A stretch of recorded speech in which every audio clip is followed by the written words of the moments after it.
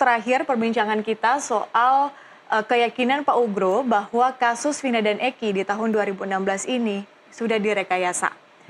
Anda masih dengan keyakinan itu, Pak Ugro? Masih yakin. Masih yakin.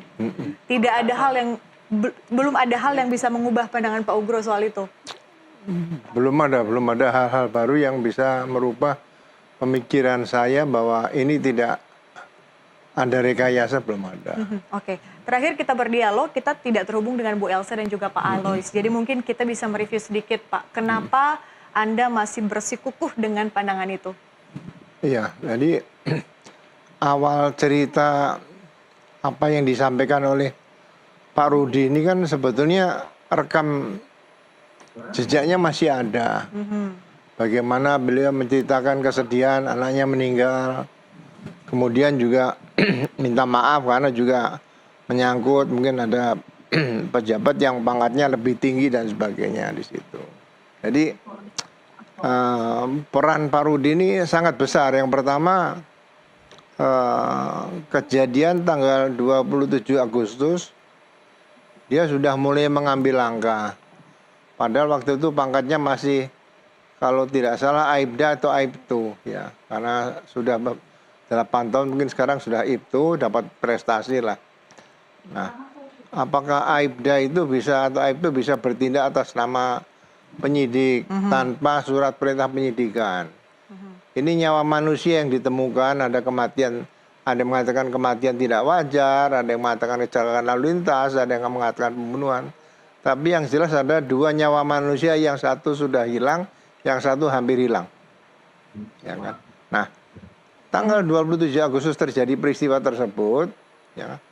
Tanggal 31 Agustus baru membuat laporan polisi. Oke. Ini aturan mana yang dipakai saya tidak tahu. Pak, tapi pada saat itu pengakuan yang kami dapatkan terbaru melalui wawancara Pak Rudiana dengan Tempo menyebut bahwa yang ia lakukan pada tahun 2016 itu karena atau berdasarkan persetujuan dari atasannya pada saat itu. Atasannya harus diperiksa. Iya, atasannya harus diperiksa. Jadi katakanlah entah sebagai kasub, nit atau apa ya, Aibda itu. Kan ada atasnya panit. Panit nanti di atasnya ada apa namanya, wakasat, ada kasat, ada wakapores, ada kabak, ada kapores. Ini bisa mengendalikan satu polres ini kan menurut saya seorang Aibtu yang hebat sekali gitu loh. Sama dengan, mohon maaf loh ya kalau saya samakan dengan seorang Aibtu yang bisa ngatur apa minuman keras dan BBM di Papua yang ditangkap, yang sempat rame-rame juga seperti itu. Itu yang bagi saya menarik perhatian. Peran seorang Aibtu di seperti Pak Rudi di Polres ini menurut saya sangat luar biasa.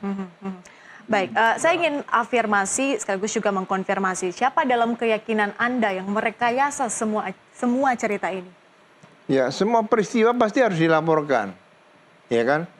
Seperti contoh kejadian perampokan Bang Sai MB di Medan. Kapolsek di situ ada, Propos ada, Kapolrestabes ada, para dir ada, Komandan Brimob ada, tentara ada, Pemda ada, saya ada. Saya katakan saya ambil alih tanggung jawab karena ada Brimob yang meninggal, senjata hilang dan beberapa orang luka. Jadi pimpinan itu di situ tidak terima laporan saja. Kalau di situ sudah menyangkut nyawa manusia, ambil alih. Jangan diserahkan oleh pangkat yang masih di bawahnya, jangan. Jadi siapa yang merekayasa dalam pandangan Anda? Nah, saya tidak tahu kenapa Kasat Serse diam. Ya kan di situ. Kenapa Wakasat Serse diam?